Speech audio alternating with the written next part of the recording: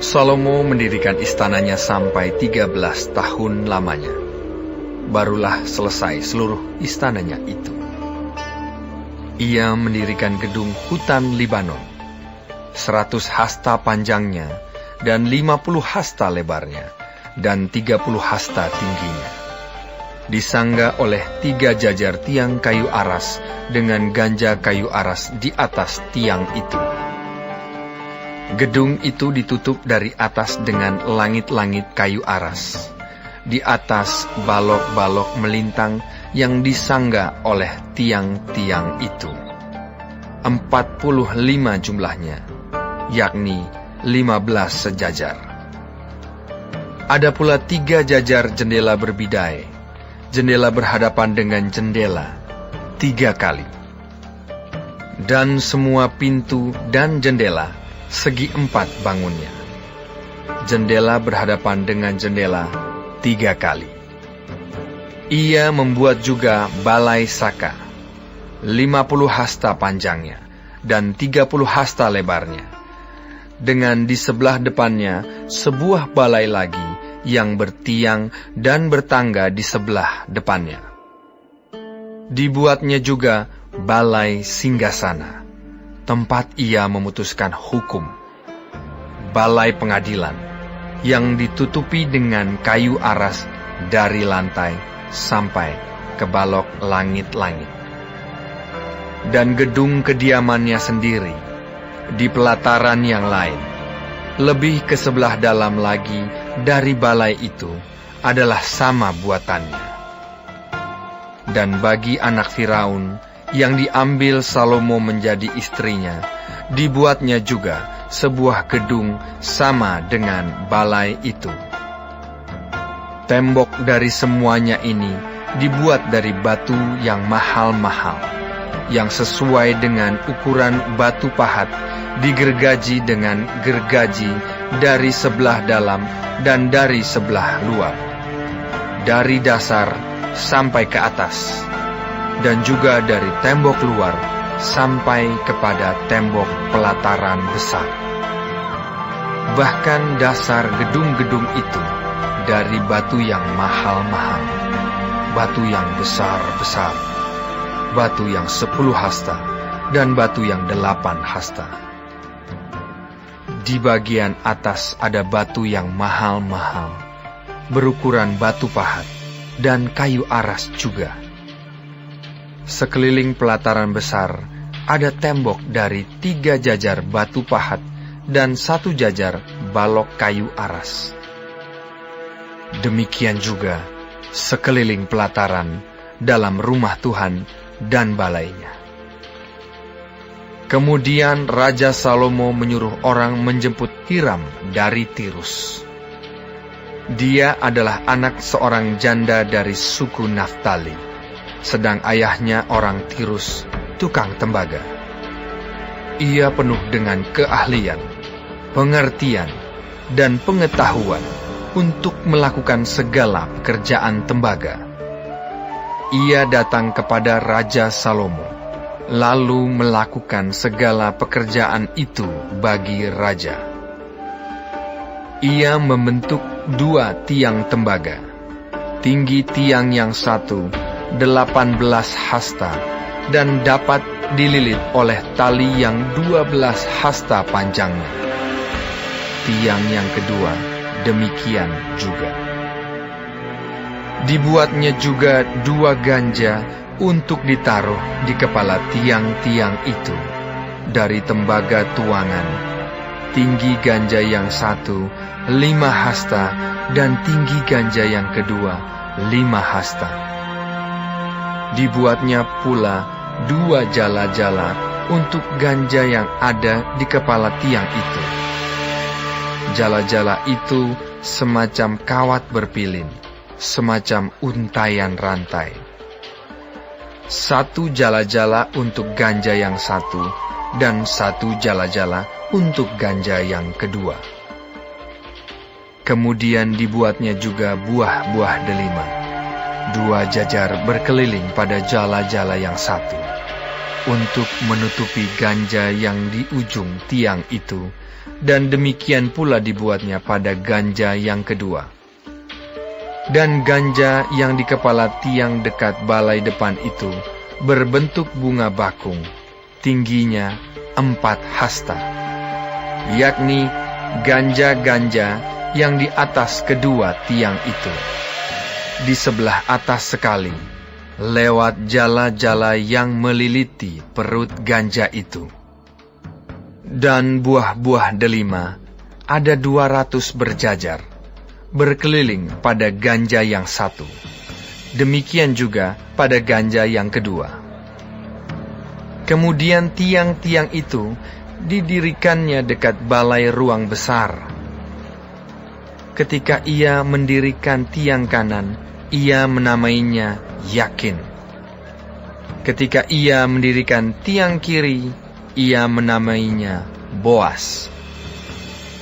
Dan setelah bentukan bunga bakung itu ditaruh di kepala tiang-tiang itu, maka siaplah pekerjaan membuat tiang-tiang itu.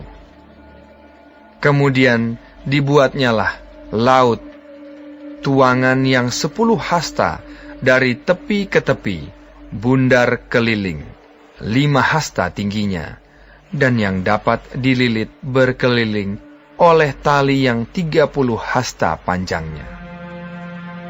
Dan di bawah tepinya ada gambar buah labu yang mengelilinginya sama sekali, 10 dalam sehasta, merangkum laut itu berkeliling.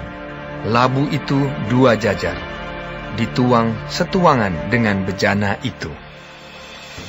Laut itu menumpang di atas 12 lembu, 3 menghadap ke utara dan 3 menghadap ke barat, 3 menghadap ke selatan dan 3 menghadap ke timur. Laut itu menumpang di atasnya, sedang segala buntut lembu itu menuju ke dalam. Tebal laut itu setapak tangan, dan tepinya serupa tepi piala, seperti bunga bakung yang berkembang. Laut itu dapat memuat 2.000 bat air.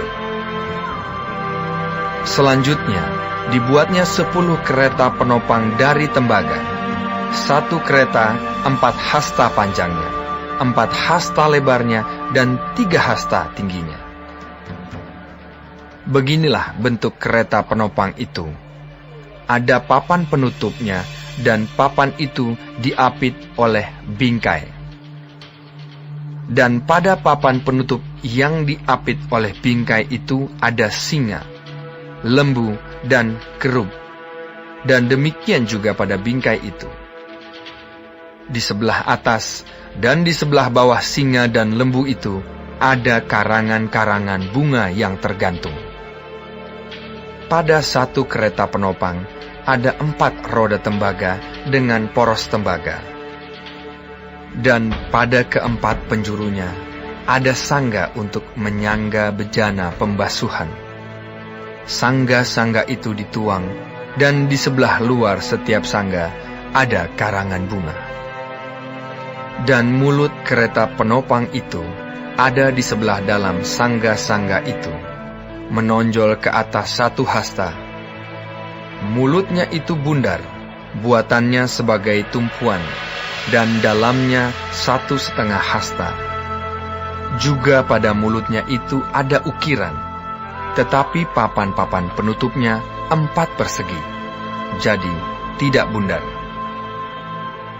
Keempat roda itu ada di bawah papan penutup, dan tangan-tangan roda itu ada pada kereta penopang itu. Dan tinggi 1 roda ialah 1,5 hasta. Dan buatan roda itu seperti buatan roda kereta, tetapi tangan-tangannya, lingkarnya, jari-jarinya, dan napnya, semuanya tuangan. Keempat sangga pada keempat sudut setiap kereta penopang adalah seiras dengan kereta itu. Dan di sebelah atas kereta penopang itu ada leher bundar berkeliling, 1/2 hasta tingginya. di sebelah atas kereta itu ada pula topang-topang dan papan penutup yang seiras dengan dia. Maka pada muka topang-topangnya itu dan pada papan-papan penutupnya diukirkannyalah kerub, singa, dan pohon korma, masing-masing menurut tempat yang ada, dan karangan bunga sekeliling. Demikianlah dikerjakannya ke-10 kereta penopang itu. Tuangannya sama, ukurannya sama, dan potongannya sama semuanya. Lagi pula, dibuatnya 10 bejana pembasuhan dari tembaga. Setiap bejana dapat memuat 40 bat air. Setiap bejana 4 hasta besarnya, dan ada 1 bejana di atas setiap kereta dari ke-10 kereta penopang itu. 5 kereta penopang ditaruhnya pada sisi kanan rumah itu, dan 5 pada sisi kirinya.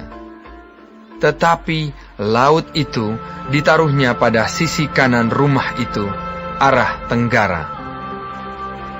Dan Hiram membuat juga kuali-kuali, penyodok-penyodok, dan bokor-bokor penyiraman. Demikianlah Hiram menyelesaikan segala pekerjaan yang harus dilakukannya bagi Raja Salomo di rumah Tuhan, yakni kedua tiang dengan kedua bulatan ganja yang di kepala tiang itu, dan kedua jala-jala yang menutup kedua bulatan ganja itu, 400 buah delima untuk kedua jala-jala itu, 2 jajar buah delima untuk 1 jala-jala, guna menutupi kedua bulatan ganja yang di atas tiang itu. Ke-10 kereta penopang dan ke-10 bejana pembasuhan yang di atas kereta itu. Laut yang 1 itu dan ke-12 lembu yang di bawah laut itu. Kuali-kuali, penyodok-penyodok, dan bokor-bokor penyiraman.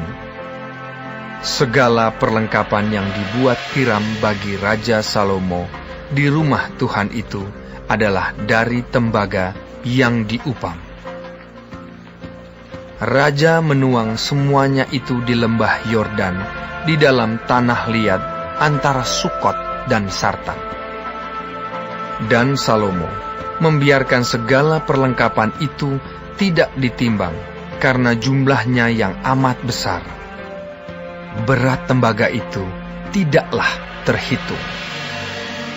Salomo membuat juga segala perlengkapan yang ada di rumah Tuhan, yakni mezbah emas dan meja emas tempat menaruh roti sajian.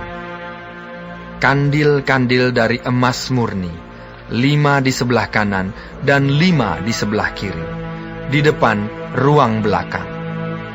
Kembang-kembangnya, lampu-lampunya, dan sepit-sepitnya dari emas. Pasu-pasunya, pisau-pisaunya, bokor-bokor penyiramannya, cawan-cawannya, dan perbaraan-perbaraannya dari emas murni. Engsel-engsel untuk pintu ruang dalam, yakni tempat maha kudus, dan engsel-engsel untuk pintu ruang besar bait suci dari emas. Maka genaplah segala pekerjaan yang dilakukan Salomo di rumah Tuhan itu. Kemudian Salomo memasukkan barang-barang kudus Daud, ayahnya, dan menaruh perak, emas, dan barang-barang itu dalam perbendaharaan rumah Tuhan.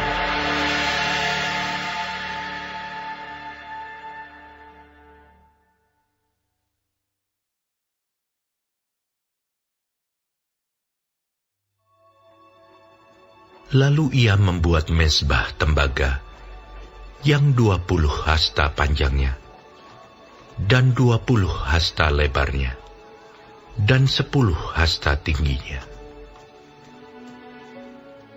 Kemudian dibuatnyalah laut tuangan yang 10 hasta dari tepi ke tepi. Bundar keliling 5 hasta tingginya, dan yang dapat dililit berkeliling oleh tali yang 30 hasta panjangnya. Di sebelah bawah tepinya ada gambar lembu-lembu yang mengelilinginya sama sekali. 10 dalam sehasta, merangkum laut itu berkeliling. Lembu itu 2 jajar, dituang setuangan dengan bejana itu. Laut itu menumpang di atas 12 lembu. 3 menghadap ke utara, dan 3 menghadap ke barat. 3 menghadap ke selatan, dan 3 menghadap ke timur. Laut itu menumpang di atasnya, sedang segala buntut lembu itu menuju ke dalam. Tebal laut itu setapak tangan, dan tepinya serupa tepi piala, seperti bunga bakung yang berkembang. Laut itu dapat memuat 3.000 bat air. Lagi pula dibuatnya 10 bejana pembasuhan, dan ditaruhnya 5 pada sisi kanan, dan 5 pada sisi kiri sebagai tempat pembasuhan. Di situ orang membasuh apa yang diperlukan untuk korban bakaran. Sedang laut itu adalah untuk para imam sebagai tempat membasuh. Ia membuat 10 kandil emas sesuai dengan rancangannya, dan menaruhnya di dalam bait suci. 5 di sebelah kanan, dan 5 di sebelah kiri. Selanjutnya ia membuat 10 meja, dan menempatkannya di dalam bait suci. 5 di sebelah kanan, dan 5 di sebelah kiri. Ia membuat pula 100 bokor penyiraman dari emas. Ia membuat juga pelataran para imam, halaman besar, dan pintu-pintu halaman itu. Pintu-pintu itu dilapisinya dengan tembaga. Laut itu ditaruhnya pada sisi kanan, arah tenggara. Dan Huram membuat juga kuali-kuali, penyodok-penyodok, dan bokor-bokor penyiraman. Demikianlah Huram menyelesaikan pekerjaan yang harus dilakukannya bagi Raja Salomo di rumah Allah, yakni kedua tiang, dengan kedua bulatan ganja di kepala tiang itu, kedua jala-jala yang menutup kedua bulatan ganja itu, 400 buah delima untuk kedua jala-jala itu, 2 jajar buah delima untuk 1 jala-jala, guna menutupi kedua bulatan ganja yang di atas tiang itu. Juga telah dibuatnya kereta-kereta penopang dan bejana-bejana pembasuhan yang di atas kereta-kereta itu. Laut yang 1 itu dan ke-12 lembu di bawahnya. Kuali-kuali, penyodok-penyodok, garpu-garpu, dan segala perlengkapan lain yang dibuat Huram-Abi bagi Raja Salomo untuk rumah Tuhan adalah dari tembaga upaman. Raja menuang semuanya itu di lembah Yordan, di dalam tanah liat, antara Sukot dan Zereda. Salomo membuat segala perlengkapan itu dalam jumlah yang amat besar, sehingga berat tembaga itu tidaklah terhitung. Salomo membuat juga segala perlengkapan yang ada di rumah Allah, yakni mezbah, dan meja-meja tempat menaruh roti sajian. Lagi pula kandil-kandil dari emas murni dengan pelita-pelitanya untuk dinyalakan di depan ruang belakang sesuai dengan peraturan. Kembang-kembangnya, pelita-pelitanya, dan sepit-sepitnya dari emas. Semuanya dari emas murni. Pisau-pisaunya, bokor-bokor penyiramannya, cawan-cawannya, dan perbaraan-perbaraannya dari emas murni. Juga pintu masuk rumah itu, dan pintu-pintu yang di sebelah dalam ke tempat Maha Kudus, dan pintu-pintu ke ruang besar bait suci, semuanya dari emas.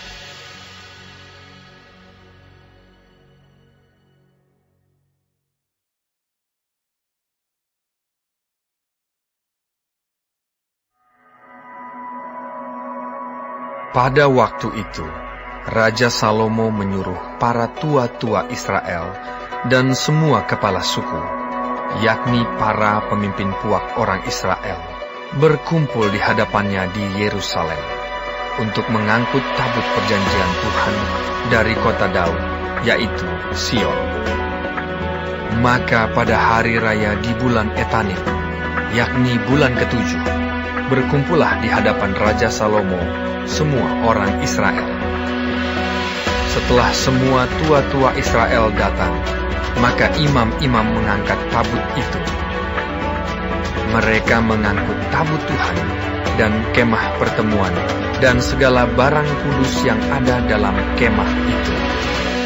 Semuanya itu diangkut oleh imam-imam dan orang-orang Lewi. Tetapi Raja Salomo dan segenap umat Israel yang sudah berkumpul di hadapannya, berdiri bersama-sama dengan dia di depan tabut itu, dan mempersembahkan kambing, domba, dan lembu sapi yang tidak terhitung dan tidak terbilang banyaknya. Kemudian, imam-imam membawa tabut perjanjian Tuhan itu ke tempatnya, di ruang belakang rumah itu, di tempat Maha Kudus, tepat di bawah sayap kerub-kerub. Sebab kerub-kerub itu mengembangkan kedua sayapnya di atas tempat tabut itu, sehingga kerub-kerub itu menudungi tabut serta kayu-kayu pengusungnya dari atas. Kayu-kayu pengusung itu demikian panjangnya, sehingga ujungnya kelihatan dari tempat kudus yang di depan ruang belakang itu, tetapi tidak kelihatan dari luar. Dan disitulah tempatnya sampai hari ini. Dalam tabut itu tidak ada apa-apa, selain dari kedua loh batu yang diletakkan Musa ke dalamnya di Gunung Horeb, yakni loh-loh batu bertuliskan perjanjian yang diadakan Tuhan dengan orang Israel pada waktu perjalanan mereka keluar dari tanah Mesir. Ketika imam-imam keluar dari tempat kudus, datanglah awan memenuhi rumah Tuhan, sehingga imam-imam tidak tahan berdiri untuk menyelenggarakan kebaktian oleh karena awan itu. Sebab kemuliaan Tuhan memenuhi rumah Tuhan. Pada waktu itu, berkatalah Salomo, Tuhan telah menetapkan matahari di langit, tetapi ia memutuskan untuk diam dalam kekelaman. Sekarang aku telah mendirikan rumah kediaman bagimu, tempat engkau menetap selama-lamanya. Kemudian berpalinglah raja, lalu memberkati seluruh jemaah Israel, sedang segenap jemaah Israel berdiri. Ia berkata, Terpujilah Tuhan Allah Israel yang telah menyelesaikan dengan tangannya apa yang difirmankannya dengan mulutnya kepada Daud ayahku. Demikian, sejak aku membawa umatku Israel keluar dari Mesir, Tidak ada kota yang kupilih di antara segala suku Israel untuk mendirikan rumah di sana sebagai tempat kediaman namaku. Tetapi aku telah memilih Daud untuk berkuasa atas umatku Israel. Lalu raja melanjutkan, Ketika Daud ayahku bermaksud mendirikan rumah untuk nama Tuhan Allah Israel, berfirmanlah Tuhan kepadanya, Engkau bermaksud mendirikan rumah untuk namaku, dan maksudmu itu memanglah baik. Hanya, bukanlah engkau yang akan mendirikan rumah itu, melainkan anak kandungmu yang akan lahir kelak. Dialah yang akan mendirikan rumah itu untuk namaku. Jadi Tuhan telah menepati janji yang telah diucapkannya. Aku telah bangkit menggantikan Daud ayahku, dan telah duduk di atas tahta kerajaan Israel. Seperti yang difirmankan Tuhan, aku telah mendirikan rumah ini untuk nama Tuhan Allah Israel, dan telah menyediakan di sana tempat untuk tabut, yang memuat perjanjian yang telah diadakan Tuhan dengan nenek moyang kita, ketika mereka dibawanya keluar dari tanah Mesir. Kemudian berdirilah Salomo di depan mezbah Tuhan, di hadapan segenap jemaah Israel.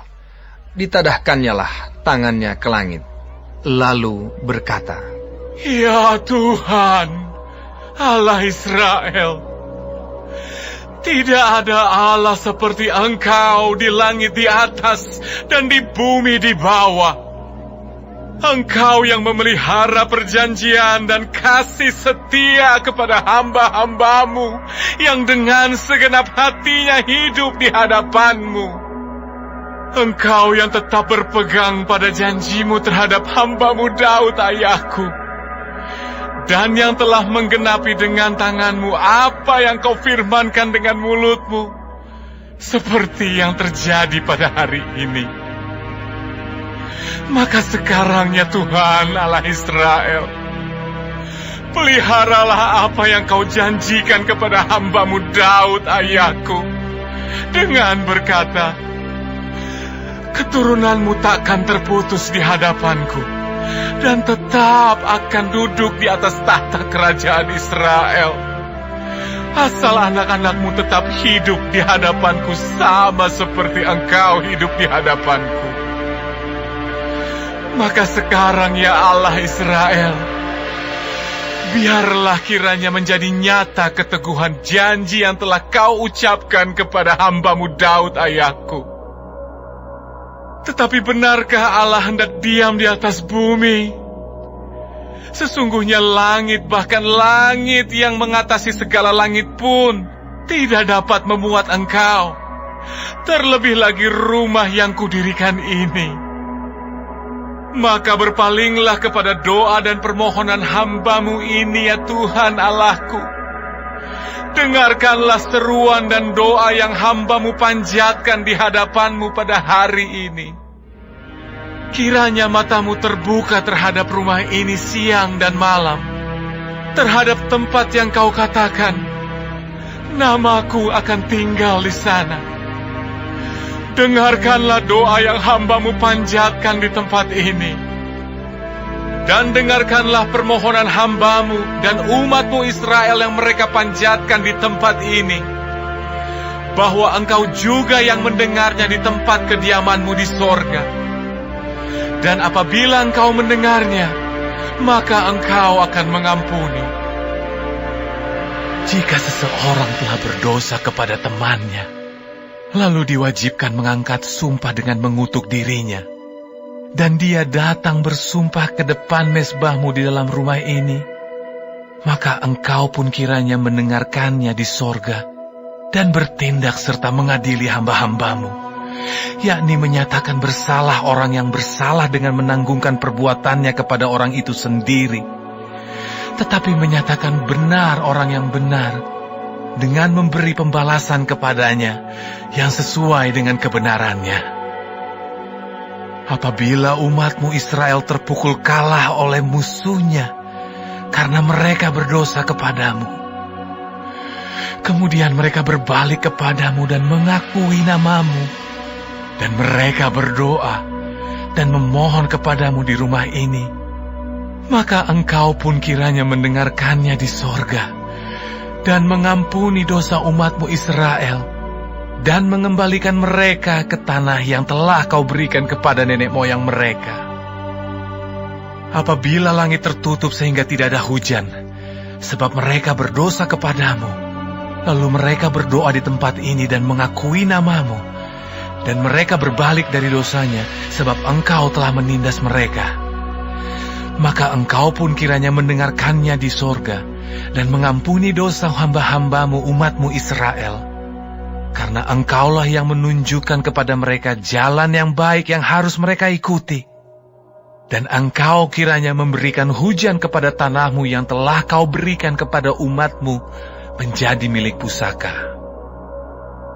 Apabila di negeri ini ada kelaparan, apabila ada penyakit sampar, hama, dan penyakit gandum, belalang, atau belalang pelahap, apabila musuh menyesakkan mereka di salah satu kota mereka, apabila ada tulah atau penyakit apapun, lalu seseorang atau segenap umat-Mu Israel ini memanjatkan doa dan permohonan di rumah ini dengan menadahkan tangannya, karena mereka masing-masing mengenal apa yang merisaukan hatinya sendiri, maka Engkau pun kiranya mendengarkannya di sorga, tempat kediaman-Mu yang tetap, dan Engkau kiranya mengampuni, bertindak, dan membalaskan kepada setiap orang sesuai dengan segala kelakuannya.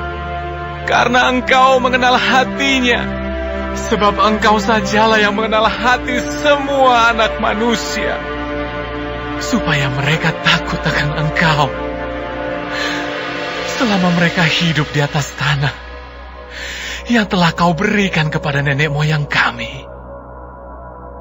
Juga apabila seorang asing yang tidak termasuk umat-Mu Israel datang dari negeri jauh oleh karena nama-Mu, sebab orang akan mendengar tentang nama-Mu yang besar, dan tentang tangan-Mu yang kuat, dan lengan-Mu yang teracung, dan ia datang berdoa di rumah ini, maka Engkau pun kiranya mendengarkannya di sorga, tempat kediaman-Mu yang tetap, dan Engkau kiranya bertindak sesuai dengan segala yang diserukan kepadamu oleh orang asing itu, supaya segala bangsa di bumi mengenal nama-Mu, sehingga mereka takut akan Engkau, sama seperti umat-Mu Israel, dan sehingga mereka tahu bahwa nama-Mu telah diserukan atas rumah yang telah Kudirikan ini.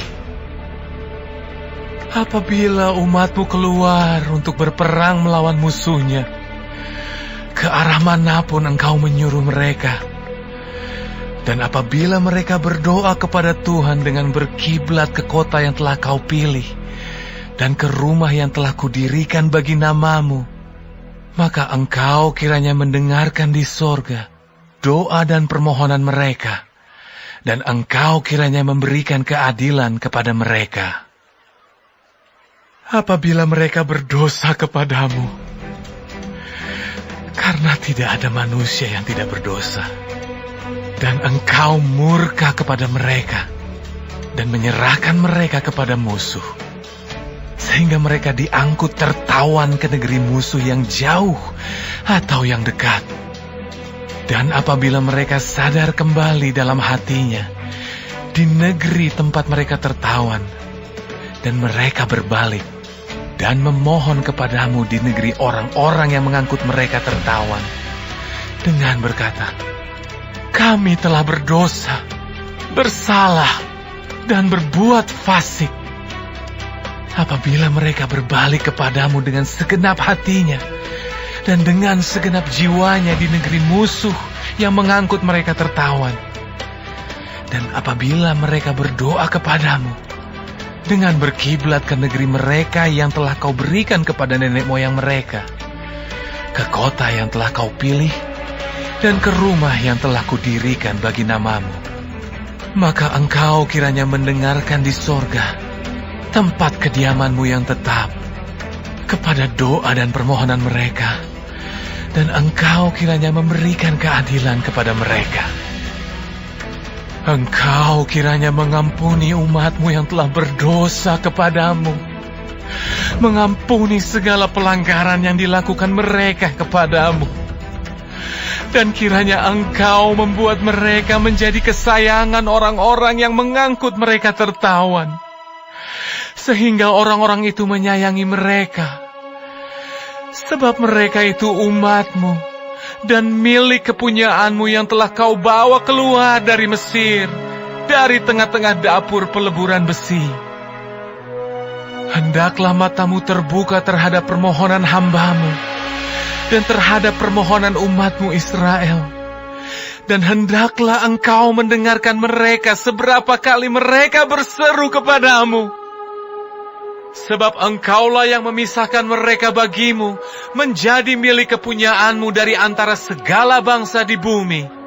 Seperti yang telah Kau firmankan dengan perantaraan Musa hamba-Mu, pada waktu Engkau membawa nenek moyang kami keluar dari Mesir.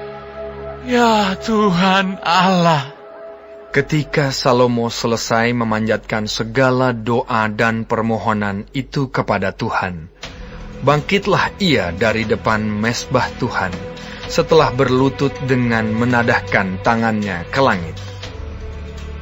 Maka berdirilah ia dan memberkati segenap jemaah Israel dengan suara nyaring, katanya, Terpujilah Tuhan yang memberikan tempat perhentian kepada umat-Nya Israel, tepat seperti yang difirmankannya.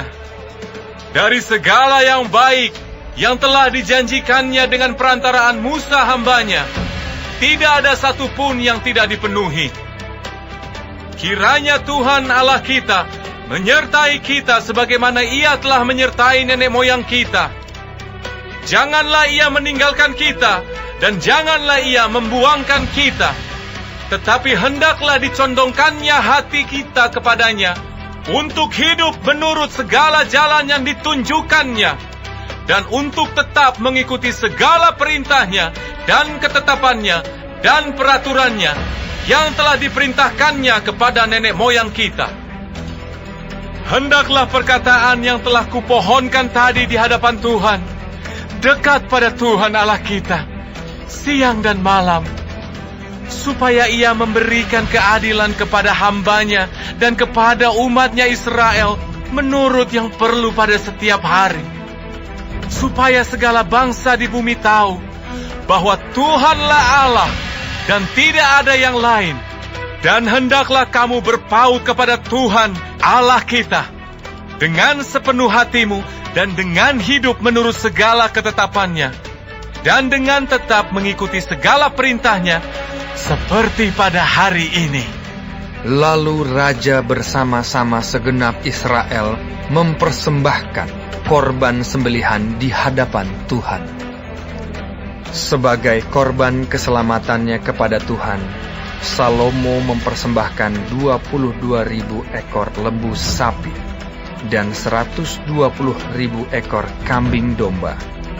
Demikianlah raja dan segenap Israel mentahbiskan rumah Tuhan itu. Pada hari itu juga, raja menguduskan pertengahan pelataran yang di depan rumah Tuhan, sebab disitulah ia mempersembahkan korban bakaran, korban sajian, dan segala lemak korban keselamatan. Sebab mezbah tembaga yang di hadapan Tuhan itu terlalu kecil untuk memuat korban bakaran dan korban sajian dan segala lemak korban keselamatan itu.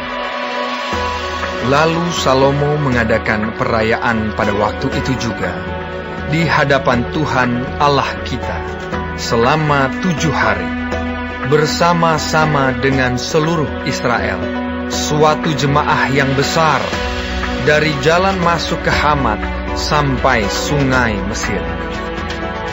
Pada hari yang ke-8, disuruhnya bangsa itu pergi.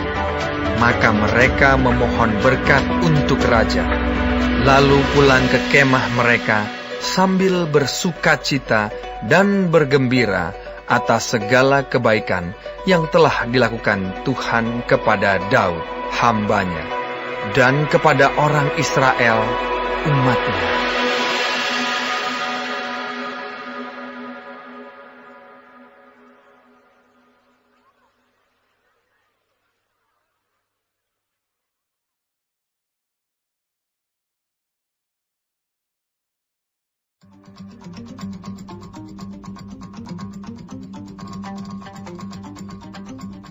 Maka selesailah segala pekerjaan yang dilakukan Salomo untuk rumah Tuhan itu.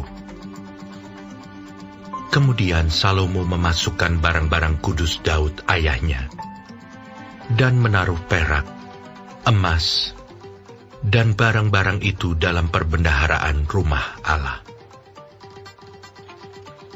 Pada waktu itu, Salomo menyuruh para tua-tua Israel dan semua kepala suku, para pemimpin puak orang Israel, berkumpul di Yerusalem untuk mengangkut tabut perjanjian Tuhan dari kota Daud, yaitu Sion.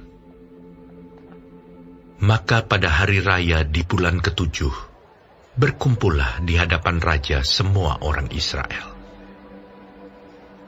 Setelah semua tua-tua orang Israel datang, maka orang-orang Lewi mengangkat tabut itu. Mereka mengangkat tabut itu, dan kemah pertemuan, dan segala barang kudus yang ada di dalam kemah itu. Semuanya itu diangkut oleh imam-imam dan orang-orang Lewi. Tetapi Raja Salomo dan segenap umat Israel yang sudah berkumpul di hadapannya, berdiri di depan tabut itu, dan mempersembahkan kambing domba dan lembu sapi yang tidak terhitung dan tidak terbilang banyaknya. Kemudian imam-imam membawa tabut perjanjian Tuhan itu ke tempatnya. Di ruang belakang rumah itu, di tempat Maha Kudus, tepat di bawah sayap kerub-kerub. Jadi kerub-kerub itu mengembangkan kedua sayapnya di atas tempat tabut itu, sehingga kerub-kerub itu menudungi tabut, serta kayu-kayu pengusungnya dari atas. Kayu-kayu pengusung itu demikian panjangnya, sehingga ujungnya kelihatan dari tempat kudus, yang di depan ruang belakang itu, tetapi tidak kelihatan dari luar, dan disitulah tempatnya sampai hari ini. Dalam tabut itu tidak ada apa-apa, selain dari kedua loh yang ditaruh Musa ke dalamnya di Gunung Horeb, ketika Tuhan mengikat perjanjian dengan orang Israel pada waktu perjalanan mereka keluar dari Mesir. Lalu para imam keluar dari tempat kudus. Para imam yang ada pada waktu itu, semuanya telah menguduskan diri, lepas dari giliran rombongan masing-masing. Demikianlah pula para penyanyi orang Lewi, semuanya hadir, yakni Asaf, Heman, Yedutun, beserta anak-anak dan saudara-saudaranya. Mereka berdiri di sebelah timur mezbah, berpakaian lenan halus, dan dengan ceracap, gambus, dan kecapinya, bersama-sama 120 imam peniup nafiri. Lalu para peniup nafiri dan para penyanyi itu serentak memperdengarkan paduan suaranya untuk menyanyikan puji-pujian dan syukur kepada Tuhan. Mereka menyaringkan suara dengan nafiri, ceracap, dan alat-alat musik, sambil memuji Tuhan dengan ucapan, Sebab Ia baik, bahwasanya untuk selama-lamanya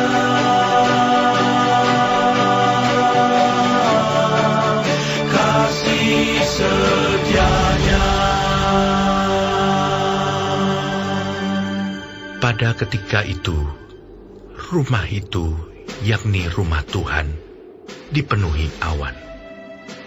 Sehingga imam-imam itu tidak tahan berdiri untuk menyelenggarakan kebaktian oleh karena awan itu. Sebab kemuliaan Tuhan memenuhi rumah Allah.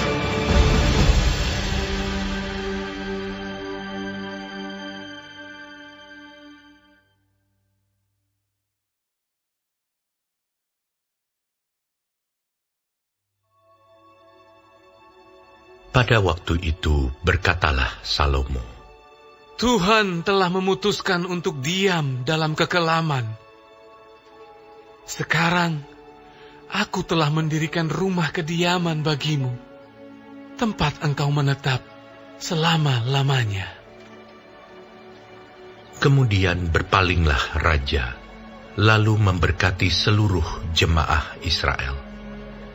Sedang segenap jemaah Israel berdiri, ia berkata, Terpujilah Tuhan, Allah orang Israel, yang telah menyelesaikan dengan tangannya apa yang difirmankannya dengan mulutnya kepada Daud ayahku. Demikian, sejak aku membawa umatku keluar dari tanah Mesir, tidak ada kota yang kupilih di antara segala suku Israel untuk mendirikan rumah di sana sebagai tempat kediaman namaku.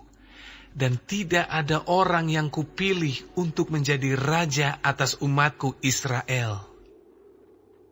Tetapi kemudian aku memilih Yerusalem sebagai tempat kediaman namaku, dan memilih Daud untuk berkuasa atas umatku Israel.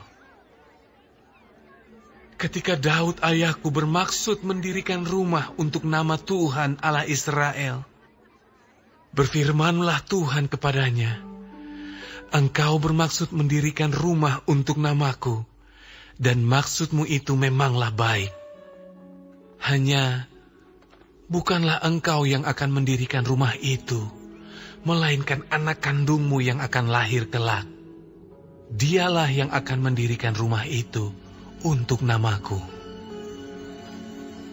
Jadi Tuhan telah menepati janji yang telah diucapkannya. Aku telah bangkit menggantikan Daud ayahku, dan telah duduk di atas tahta kerajaan Israel, seperti yang difirmankan Tuhan. Aku telah mendirikan rumah ini untuk nama Tuhan, Allah Israel, dan telah menempatkan di sana tabut yang memuat perjanjian yang telah diikat Tuhan dengan orang Israel. Kemudian berdirilah ia di depan mezbah Tuhan di hadapan segenap jemaah Israel, lalu menadahkan tangannya. Karena Salomo telah membuat sebuah mimbar tembaga yang panjangnya 5 hasta, lebarnya 5 hasta, dan tingginya 3 hasta, yang ditaruhnya di halaman. Ia berdiri di atasnya, lalu berlutut di hadapan segenap jemaah Israel, dan menadahkan tangannya ke langit, sambil berkata, Ya Tuhan Allah Israel, tidak ada Allah seperti Engkau di langit dan di bumi. Engkau yang memelihara perjanjian dan kasih setia kepada hamba-hambamu yang dengan segenap hatinya hidup di hadapan-Mu. Engkau yang tetap berpegang pada janjimu terhadap hamba-Mu Daud ayahku, dan yang telah menggenapi dengan tangan-Mu apa yang Kau firmankan dengan mulut-Mu, seperti yang terjadi pada hari ini. Maka sekarang ya Tuhan, Allah Israel, peliharalah apa yang Kau janjikan kepada hamba-Mu Daud ayahku, dengan berkata, keturunanmu takkan terputus di hadapanku, dan tetap akan duduk di atas tahta kerajaan Israel, asal anak-anakmu tetap hidup menurut hukumku, sama seperti engkau hidup di hadapanku. Maka sekarang ya Tuhan Allah Israel, biarlah terbukti kebenaran firman-Mu yang telah Kau ucapkan kepada hamba-Mu Daud. Tetapi benarkah Allah hendak diam bersama dengan manusia di atas bumi? Sesungguhnya langit, bahkan langit yang mengatasi segala langit pun tidaklah dapat memuat Engkau, terlebih lagi rumah yang kudirikan ini. Maka berpalinglah kepada doa dan permohonan hamba-Mu ini, ya Tuhan Allahku. Dengarlah seruan dan doa yang hamba-Mu panjatkan di hadapan-Mu ini. Kiranya mata-Mu terbuka terhadap rumah ini siang dan malam, terhadap tempat yang Kau katakan akan menjadi kediaman nama-Mu.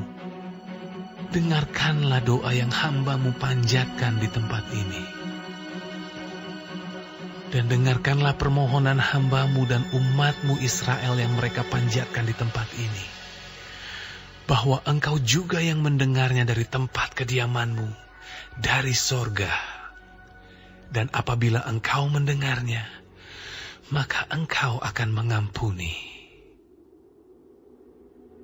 Jika seseorang telah berdosa kepada temannya, lalu diwajibkan mengangkat sumpah dengan mengutuk dirinya, dan ia datang bersumpah ke depan mezbah-Mu di dalam rumah ini, maka Engkau pun hendaklah mendengar dari sorga dan bertindak serta mengadili hamba-hamba-Mu, yakni membalas perbuatan orang bersalah dengan menanggungkannya kepada orang itu sendiri, tetapi membenarkan orang yang benar dengan membalaskan kepadanya sesuai dengan kebenarannya.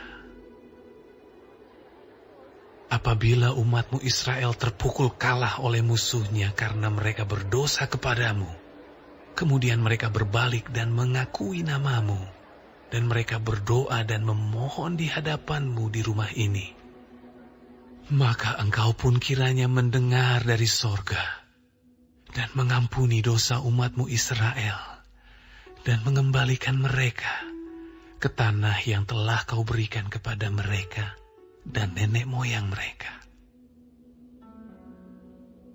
Apabila langit tertutup sehingga tidak ada hujan, sebab mereka berdosa kepadamu, lalu mereka berdoa di tempat ini dan mengakui nama-Mu, dan mereka berbalik dari dosanya, sebab Engkau telah menindas mereka, maka Engkau pun kiranya mendengarkannya di sorga dan mengampuni dosa hamba-hamba-Mu, umat-Mu Israel, karena Engkaulah yang menunjukkan kepada mereka jalan yang baik yang harus mereka jalani. Dan Engkau kiranya memberikan hujan kepada tanah-Mu yang telah Kau berikan kepada umat-Mu menjadi milik pusaka. Apabila ada kelaparan di negeri ini, apabila ada penyakit sampar, hama, dan penyakit gandum, belalang dan belalang pelahap, apabila musuh menyesakkan mereka di salah satu kota mereka, apabila ada tulah atau penyakit apapun, lalu seseorang atau segenap umat-Mu Israel memanjatkan doa dan permohonan di rumah ini dengan menadahkan tangannya, karena mereka masing-masing mengenal tulahnya dan penderitaannya sendiri, maka Engkau pun kiranya mendengar dari sorga, tempat kediaman-Mu yang tetap, dan kiranya Engkau mengampuni dan membalas kepada setiap orang sesuai dengan segala perbuatannya, karena Engkau mengenal hatinya, sebab Engkau sajalah yang mengenal hati anak-anak manusia, supaya mereka takut akan Engkau dan mengikuti segala jalan yang Engkau tunjukkan selama mereka hidup di atas tanah yang telah Kau berikan kepada nenek moyang kami.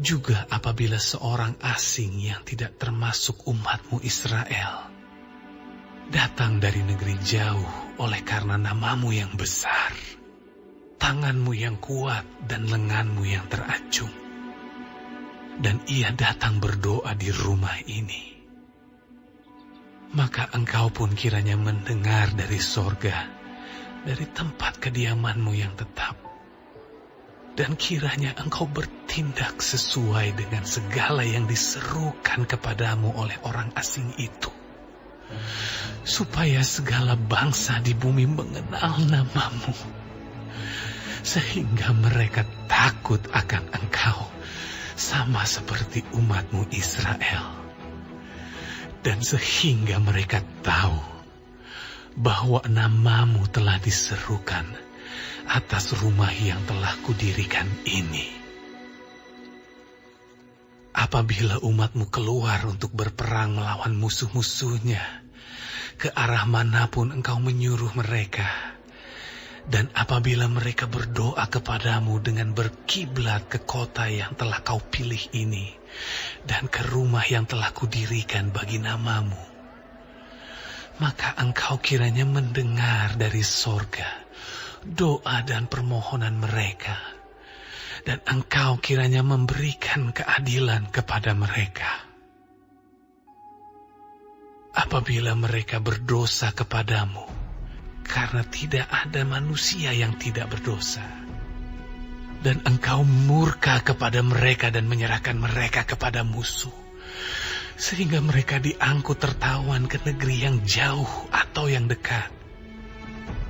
Dan apabila mereka sadar kembali dalam hatinya di negeri tempat mereka tertawan, dan mereka berbalik dan memohon kepadamu di negeri tempat mereka tertawan dengan berkata, kami telah berdosa, bersalah, dan berbuat fasik.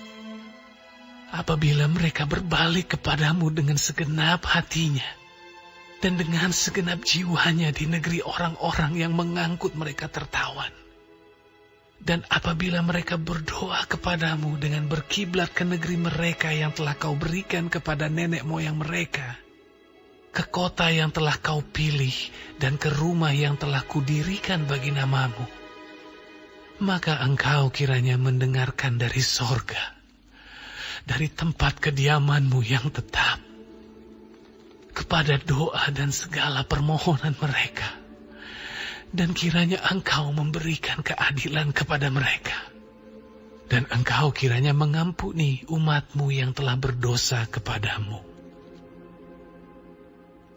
Sebab itu ya Allahku, kiranya matamu terbuka dan telingamu menaruh perhatian kepada doa yang dipanjatkan di tempat ini. Dan sekarang, bangunlah ya Tuhan Allah, dan pergilah ke tempat perhentianmu, engkau serta tabut kekuatanmu.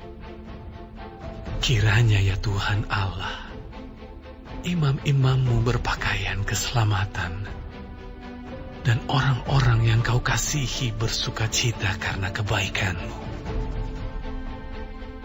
Ya Tuhan Allah, janganlah engkau menolak orang yang telah kau urapi. Ingatlah akan segala kasih setiamu kepada Daud, hamba-Mu itu.